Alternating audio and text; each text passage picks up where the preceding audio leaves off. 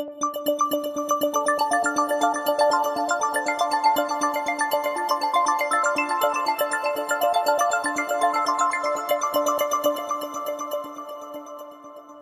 of the intrinsic facilities that are part of the toolkit are on this slide here. There's some facilities here for collecting input. This is essentially a slight enhancement of the facilities that you find currently in XLib, XNext event, X pending, and stuff like that. The enhancements are to allow applications or widgets to choose to connect to non-X devices and have input from them be funneled in as events, and also to provide for a mechanism for timeouts. But otherwise, there's sort of a one-to-one correspondence between the XLib XNext event and the XTNext event, which is the corresponding toolkit version. Then there's an event dispatcher, which every widget will typically, on coming into existence, register register itself with the event dispatcher. As I mentioned earlier, the X window is the name of the widget. So the widget will call the event dispatcher and say, this is my X window name, and here's the routine to call me when an event comes along. This module also provides functionality so that the application can dispatch events by saying, here's an event that I read off the input queue, take care of it. We just talked about geometry management. There are facilities to register geometry management procedures with widgets. There's a selection management capability. This is pretty much a straight interface to some of the primitives that the version 11 protocol provides for selection, and to allow widget writers to be able to conveniently access that functionality that's in version 11. Once again, we chose to use atoms just like the people in the protocol and server implementation groups. The reason we have a separate atom management that is different from the server is performance. We didn't want to have to go to the server every time. So there's sort of a client-side atom management facility. There's a generalized association table which is used directly by widgets and is used by some of the other facilities to associate various data structures with different widget instances. A resource manager we have a prototype of a resource manager currently which basically provides a database that stores things like X resources, plus it's a fairly open-ended variety of things that you can add to that you can store in the database and retrieve. The widget writers then the interfaces available to the widget writers allow you to access information that has been stored in the database, and also have the underlying resource management do type conversions. For example, you may want to put out some text in your widget, and you may want to know what font to use. The resource manager, you may want to know the font as a font info, perhaps, and the resource. The database may have the font stored as a string. Well, there's some conversion facilities built in, and as you add your own resource types, there are ways to add your own conversion routines to do the conversion between the various resources. There's a translation manager which basically says a widget, when it receives an event from the outside, may choose to say translate here's a list of events that I'm interested in, but I really want to perform actions that are specific to my world, and to have an entity out there that performs the translation. For example, A widget implementing an Emacs style editor may want to see a command saying move to the beginning of a line when Control A is typed. And then there's some facilities for common error handling.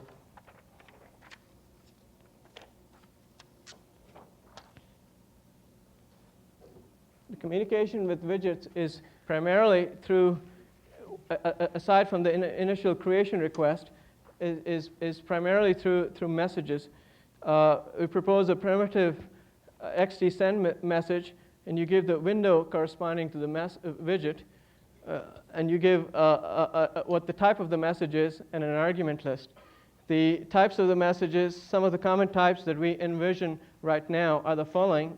By the way, these are atoms, so this is an open-ended list as need arises. These seem to be types that are fairly common for most widgets, and any widget is free to extend this and add types that are more meaningful for it. In terms of the argument list, we have a structure which basically has name-value pairs. The names are atoms. For example, a widget could say, move the scroll bar thumb to such and such an offset. So there could be an atom saying thumb move or something, and the offset would then be perhaps a floating point, a number which says where in the along the length of the scroll bar the thumb is to be moved to. So the interaction with widgets in terms of passing parameters is done primarily through lists like this. The creation routine itself, when it provides the resources that the widget needs, overriding those that may come from the resource manager, also provides them in using structures of this form.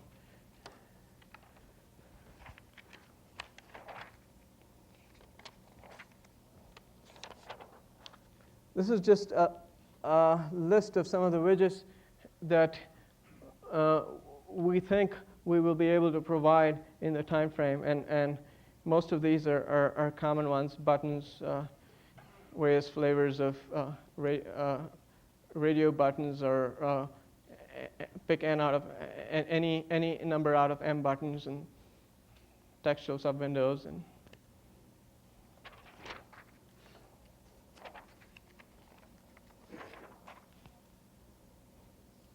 Where are we? Well, we put out a proposal that was about a month ago, and we asked when we put out the proposal that feedback be due in the very near future. It realized a lot of this urgency is being driven by this end date. And in order for there to be anything meaningful by this end date, things have to start firming up earlier and earlier here. Otherwise, it's unrealistic to make this. As it is, we're very iffy about this. We plan to take some of the feedback that we've already received some, and we'll incorporate that, produce an updated spec, and then we currently have a good bit of the ideas we've presented implemented on version 10 servers, based on as version 10 client libraries. We have, in fact, as of yesterday, I think everything in the intrinsic layer that I've described is complete, or pretty close to it. We have several widgets, and in fact several applications using widgets written just to debug our ideas. All of them done on ToughX version 10.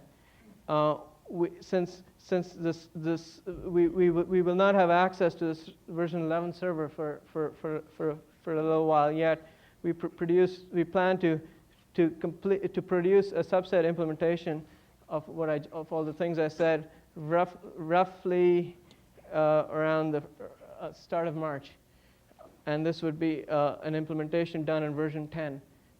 We'd be happy to provide this in source form, along with whatever documentation we have around that date.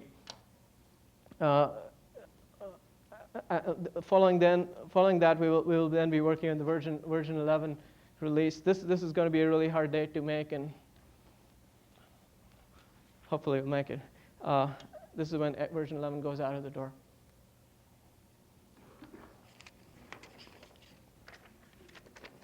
I'm all done.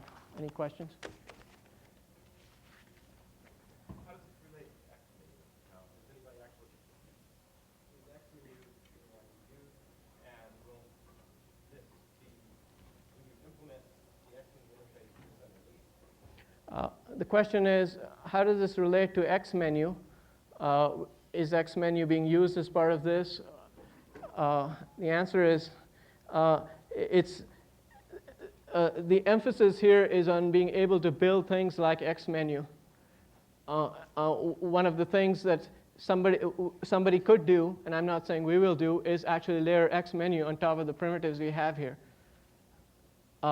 We will have a menu implementation package that will go out with this. I'm not sure we'll have XMenu.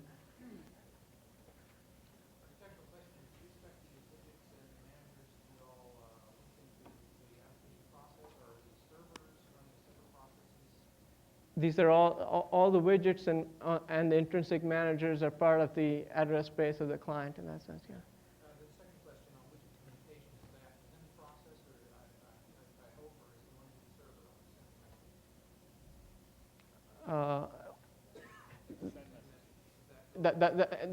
The question is XT send message within the client address space, or does it go to the server? It is within the client address space.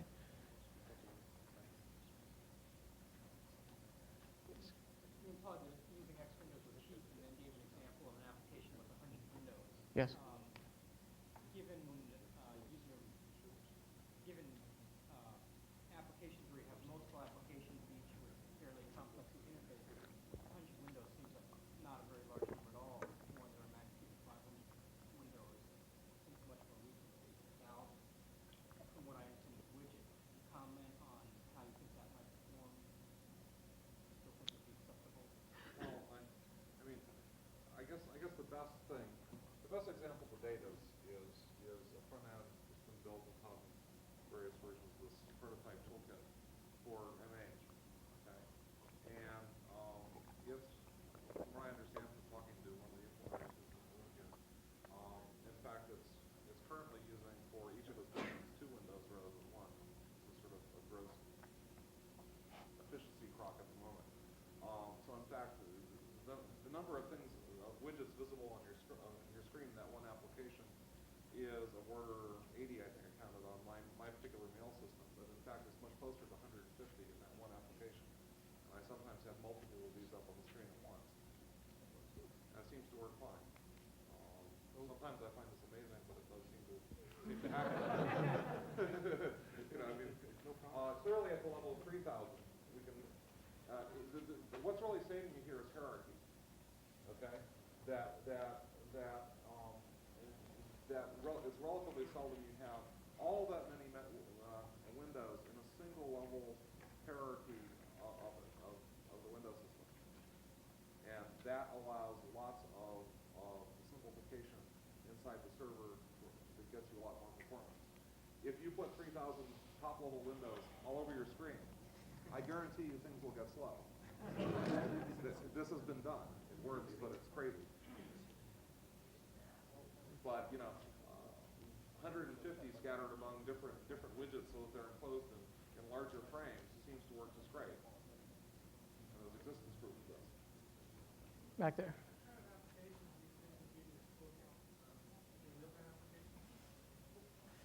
Hewlett-Packard is especially concerned about that. Maybe you can. The question was, are you concerned? What kind of applications are you considering building with this toolkit? Any real-time applications? In real-time applications, you use for instance control. They need instrument control for data acquisition. Well, I can't speak specific product plans, but I know Hewlett-Packard makes a lot of instruments.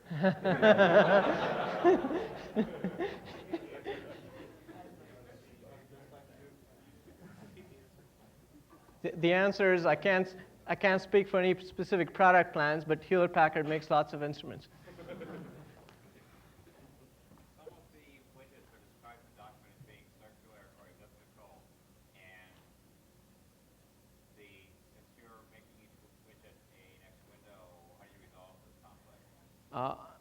Question is, some of the widgets are described as being circular or elliptical, and X windows being rectangular. How do you resolve this conflict?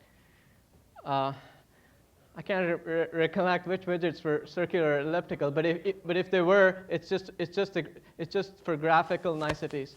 I mean, yeah, there's a bounding rectangle around it. Yeah. Well, I mean, if you select outside the circle within the bounding rectangle, you're going to have to figure out whether it's a circle or not a circle. Otherwise, you're going to have a non-jump interface. Yes. We think that's an X bug, by the way. Hit detection gets much more expensive if you have to search very long lists of rectangles. Better use that.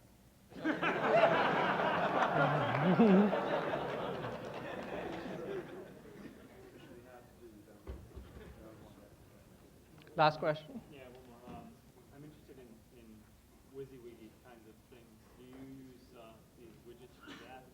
On one level, do you have widgets to do that kind of stuff, or is that another application?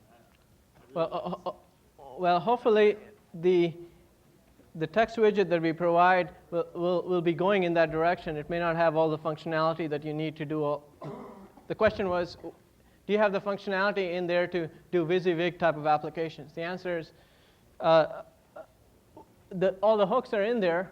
The basic intrinsics are there for you to do your job. Go to it and give us one, yeah. It's very hard, and I just wondered if you had built in any multiple concepts.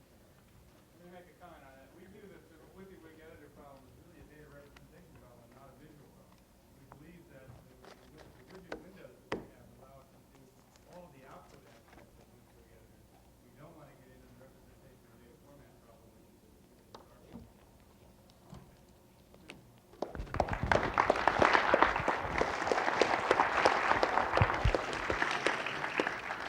Just briefly, George Champagne, stand up. Ralph Swick. Is Charlie Salisbury still here? Okay, these are the guys who were responsible for really making this conference work.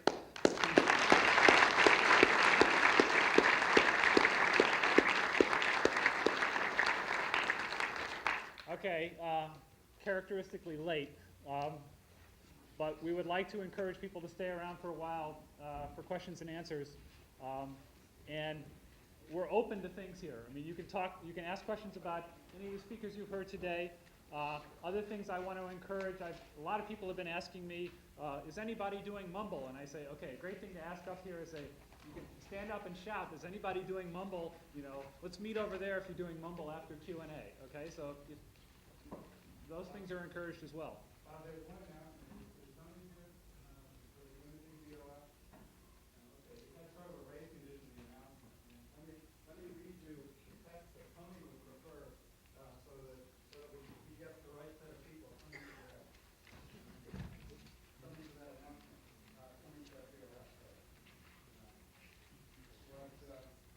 What Tony would like to discuss is a discussion of video, digital video, high-resolution imaging, image manipulation tools, and special image processing hardware.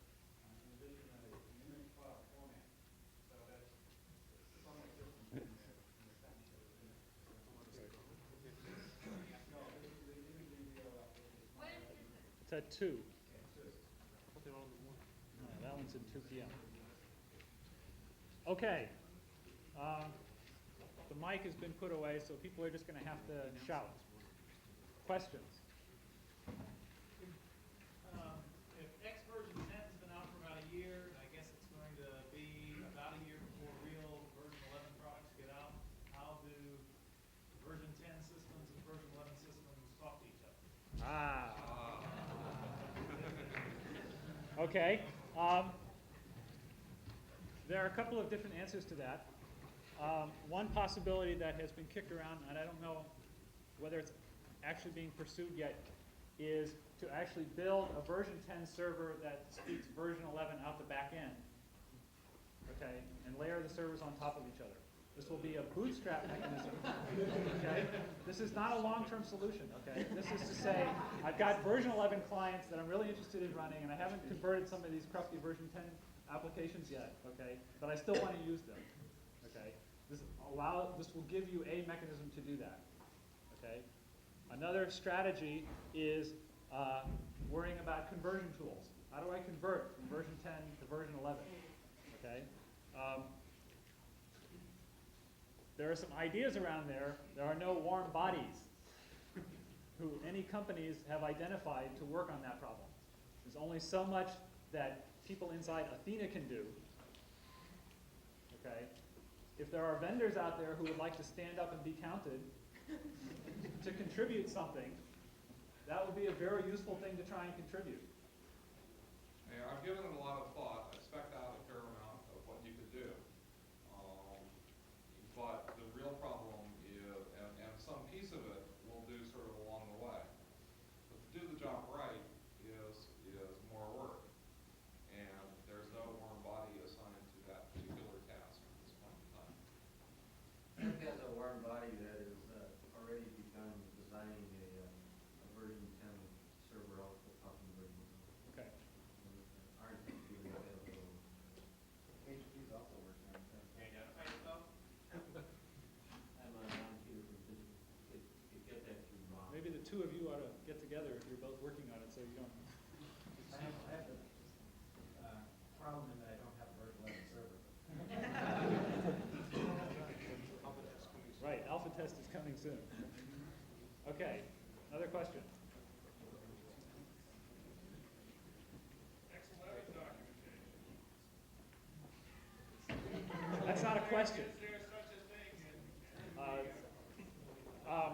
A couple of things have been named here today. The protocol documentation was described earlier. You can get that off of Zap. You were not at the presentation. I mean, I can put this information on the board again. Is there anybody else who didn't get the information? You can anonymous FTP it off of zap.mit.edu. If you don't know the internet address, go look it up. The toolkit proposal is on the V10R4 tape. It's also available via anonymous FTP to Zap. XLive documentation for version 11. The first, I mean, the document has grown. In part, there's more stuff. In part, there have been a number of professional tech writers turning it into something more than a hack manual. And the real easy way to say when that's easy to get to people because of the size is with the alpha tapes. To be honest, a small number of requests I might entertain. You don't want to make it FTP-able off of Zap? It's awfully big. It's also organized. So is V10R4, right? It's also organized several hundred files. Well, you could I could put a line printer output there, I may right? be able to do something Or a about Postscript output or something.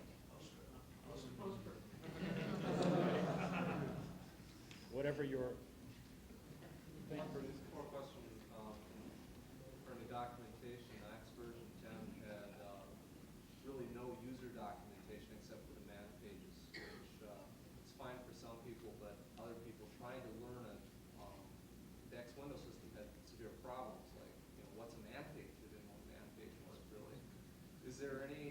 I assume that there's, that some of the vendors that are doing servers are going to have better documentation than that. Will there be anything in the public domain? If vendors contribute it, you have to realize that as far as MIT is concerned, Project Athena does not have enormous staff to contribute to this. I guess some Flood is of- there any vendor out there who's Document. It's called Essential X. It describes the XWL Windows system. It is rather peculiar to Athena, though, because it talks about this Athena host and that Athena host, and says your display environment variable if you're on a DS100. But I am willing to send the sources of that around as a scribe format. It will be updated for UWM eventually, but that is something that is now in the public domain. So we get a hold of it. Put it on the same place as that. Right. She should talk to Ralph. I guess it sounds like the distributing machine is Zap, and I'll have to find out if you could get it and really let it on Zap. Yeah,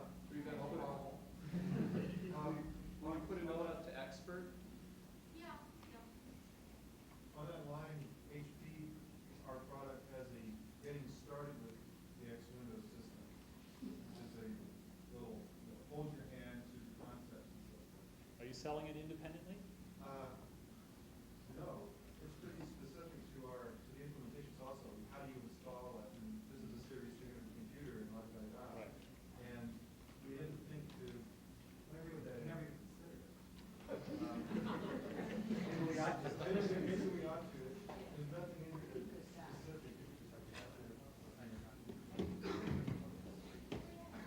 You announced this morning your intention that version 11 would be the final word. What if it's not? Then it won't be my problem. Whose problem will it be? However, we decide that, one of the meetings tomorrow is to try and figure out where the protocol goes from here, who's in charge, okay? And whoever ends up being in charge, which will probably be some combination of, University Industrial Consortium, okay? Standards Committee, that will be who decides where it goes from here.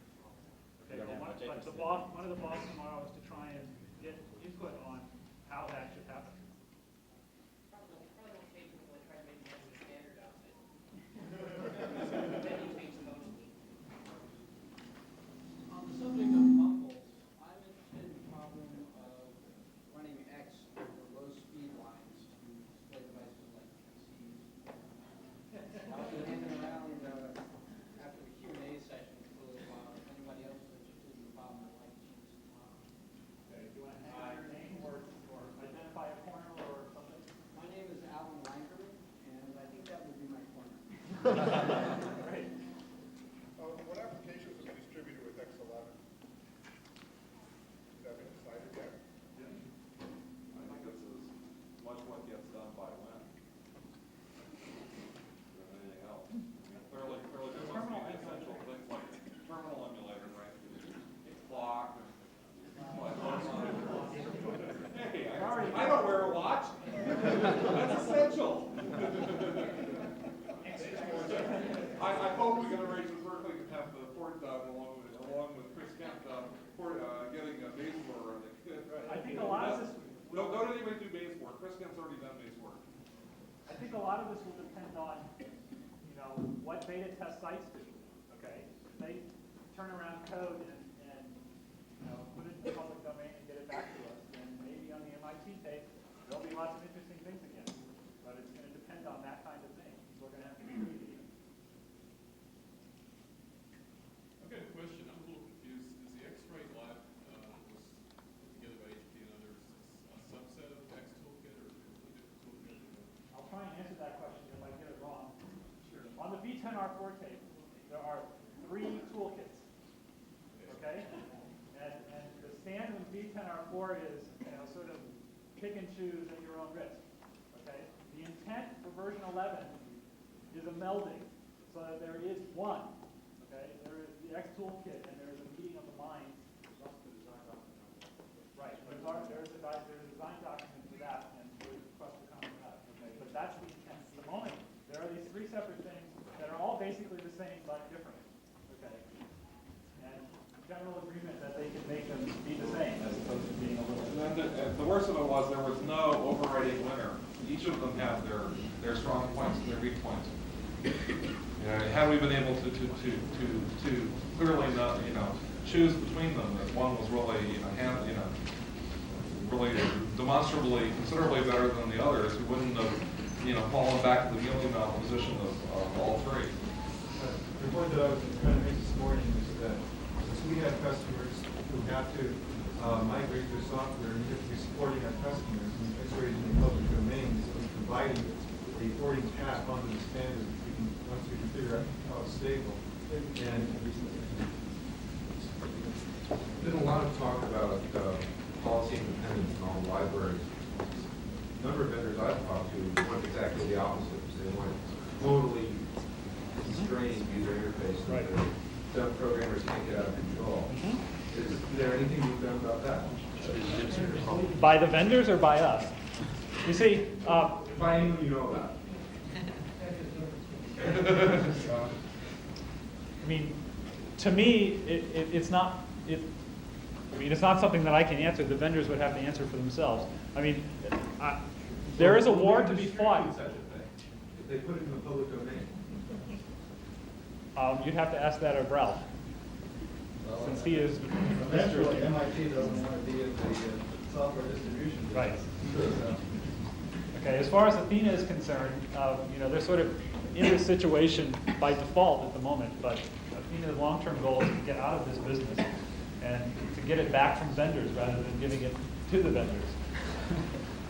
But you do some of that, and then you must distribute it to the information products. Yes, but Athena would like to get out of the business of shipping releases. Okay. But that's a broader issue than just. Right.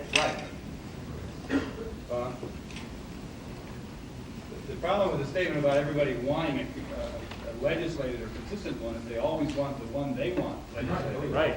And in fact, if you go talk to various customers, it's the analog of the old one accounting system you might sell back in batch processing days. They all want it to be their accounting system rather than the one that the guys down the street use.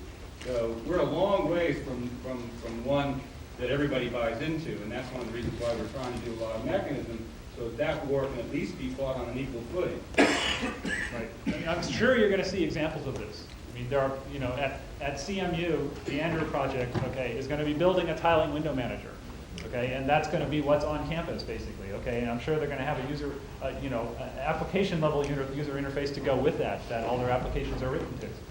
Okay, it will be, a redesign of their current WM strategy. So, within given universities, you're going to see that. I'm sure within vendors, you're going to see the same kind of thing. Their application suites that they provide will be written to some standard.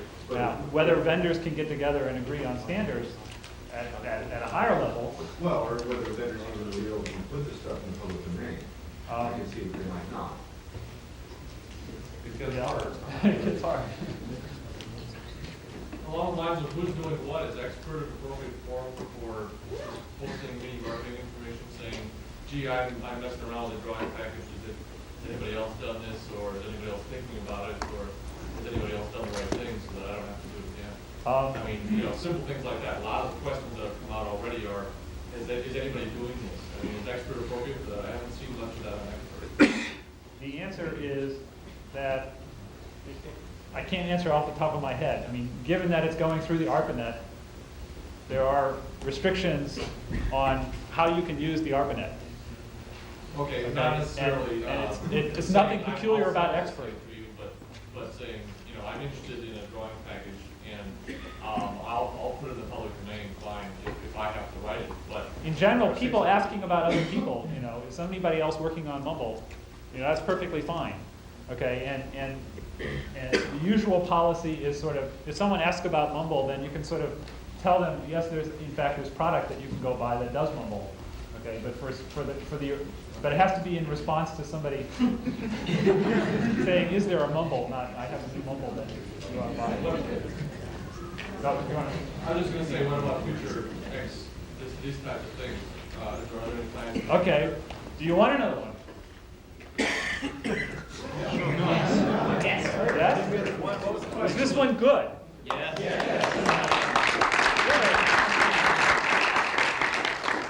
When do you think you would like to see another one? Every quarter.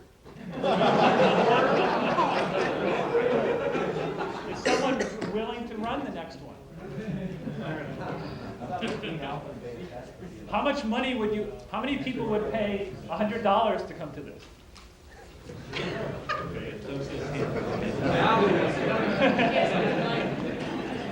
$200.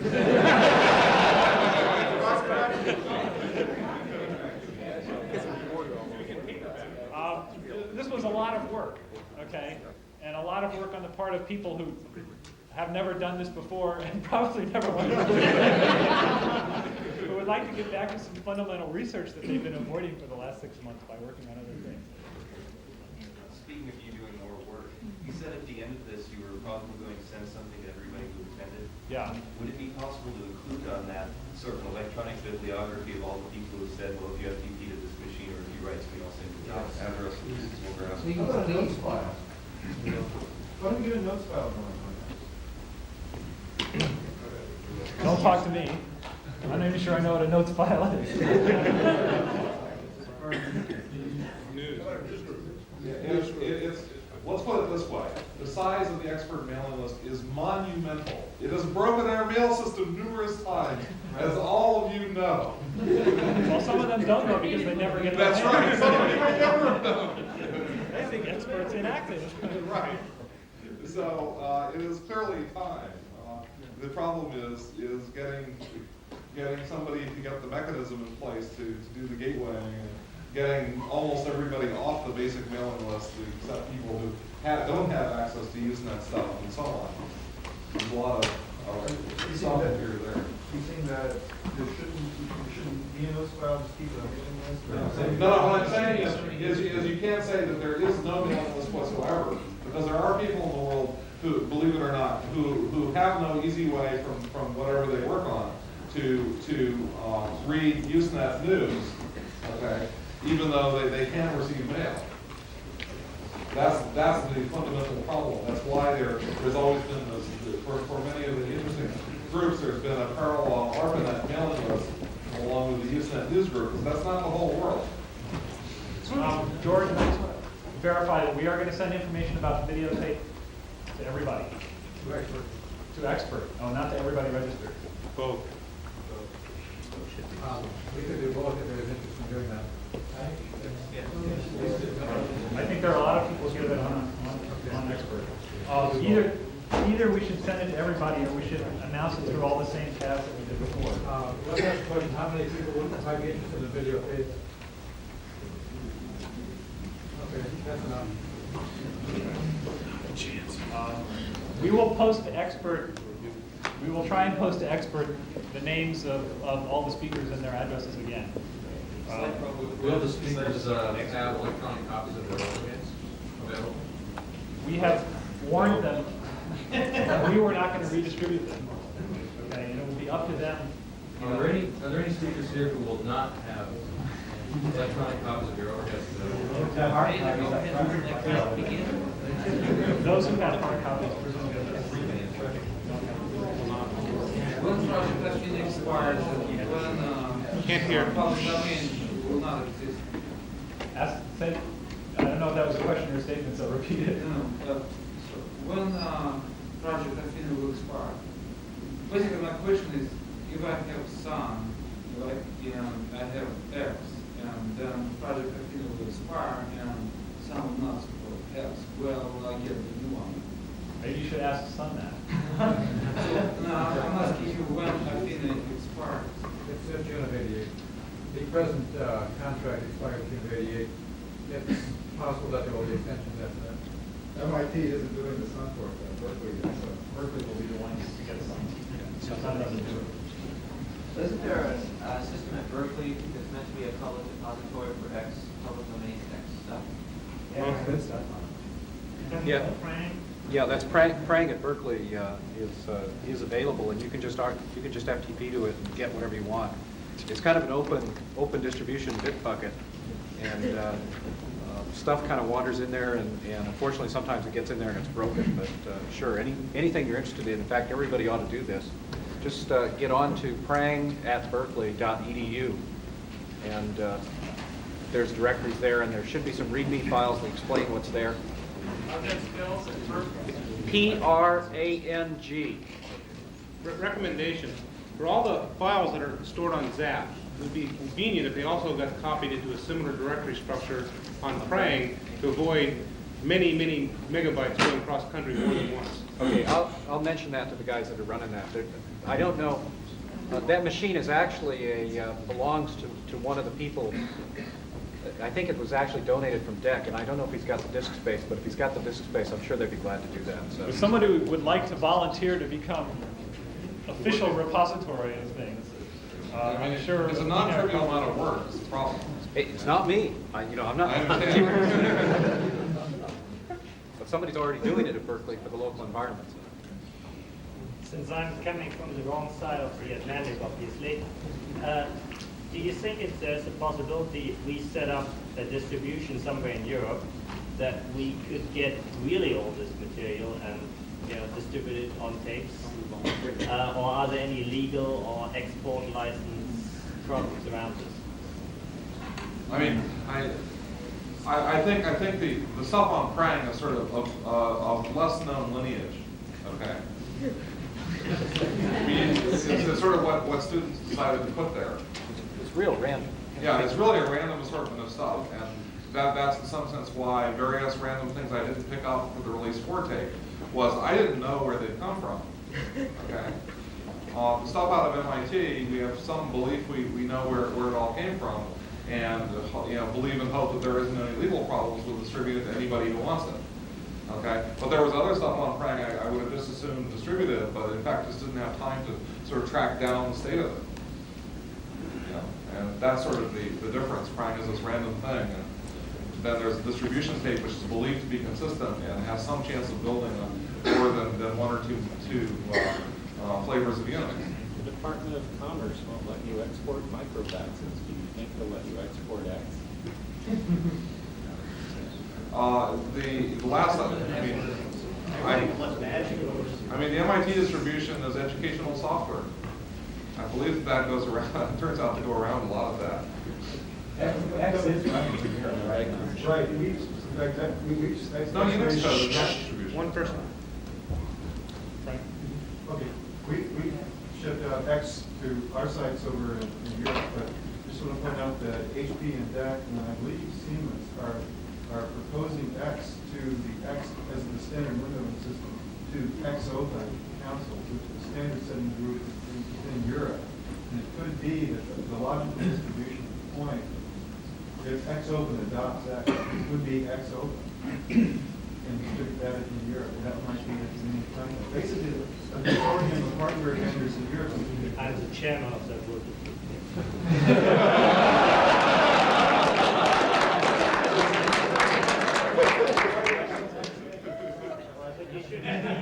But you should please not forget that some of the members actually are selling some equipment. So? That means the compromise inside XOPA might not be as easy as it sounds. Is there any reconciliation between U's and X, or is that kind of a dead issue? I mean, are they going to forever be competing? Do you think there's a division? I sense a little bit occasionally when I read my mail. Well, I mean. Well, I think it's clear that there is X.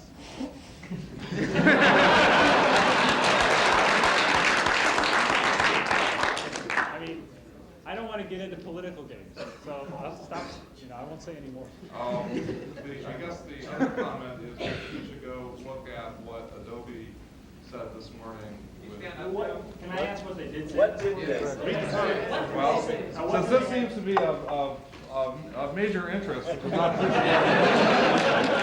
this is what they said, so that I don't put any words in their mouths.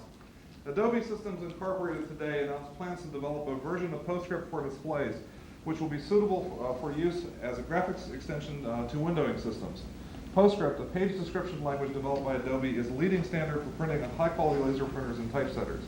Adobe's new package will give programmers both a Postscript language interface and a C language interface with a complete range of Postscript's powerful graphic and font capabilities. It will be a full implementation of the language and will be completely compatible with the printer version.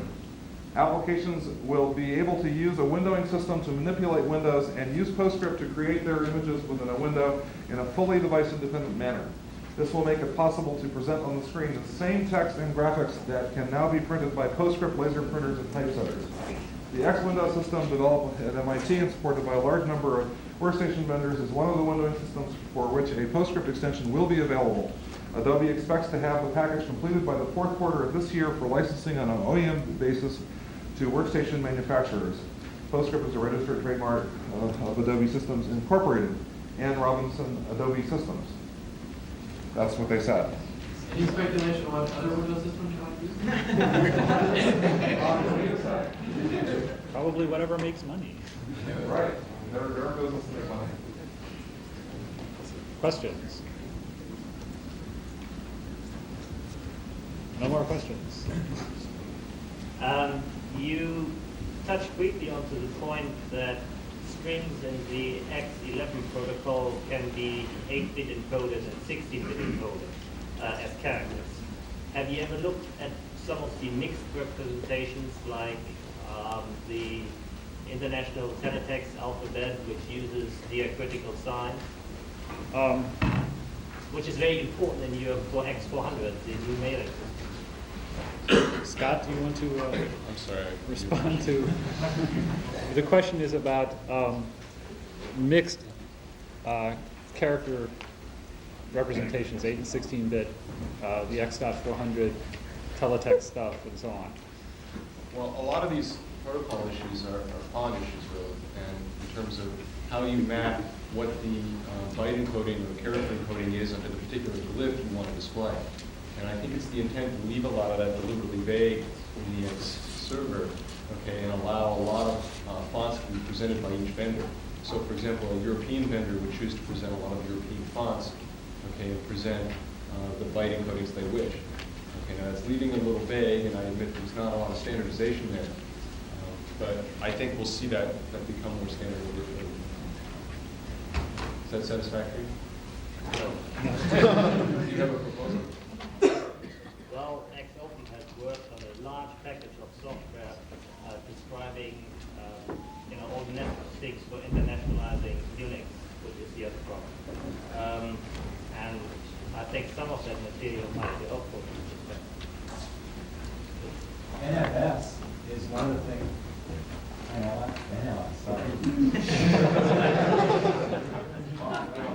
All of the vendors who are a part of the XOpen Consortium Standards are basically signing up to do the European native language support and international language support for all of the various components of that Unix standard, which of course is hopefully included in the system. Yes, but obviously that has a big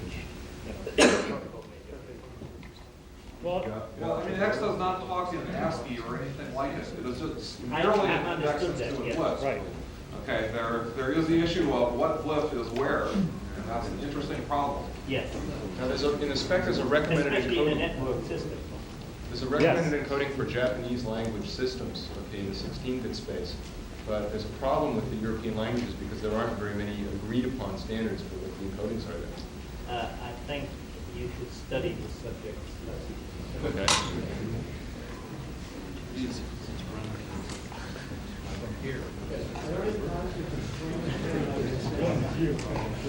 Constrain and standardize the extensions. Again, the intent is that whoever owns the protocol can own what it means to bless an extension as, now part of the core. Okay? And presumably that same organization can be the place where people trying to propose extensions can get their proposals circulated for review. What is the organization for tomorrow morning? Show up in the room.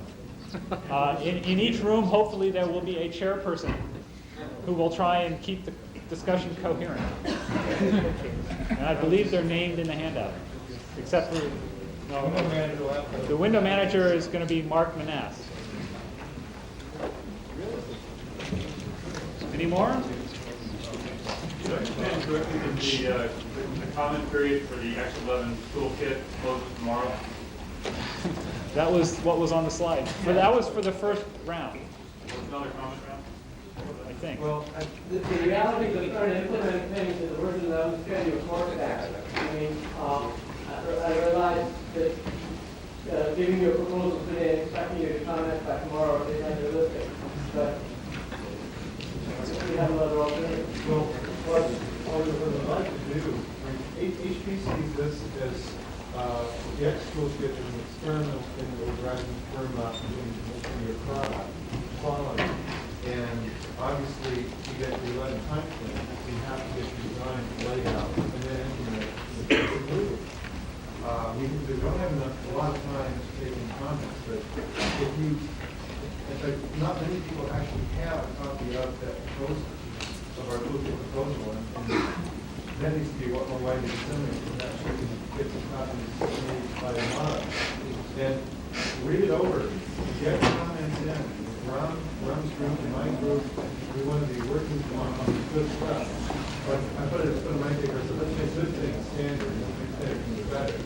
So keep the comments coming in, and we'll try to respond. Is that document on that? Yes. Yeah, it's been on that for a month. Okay, that's it.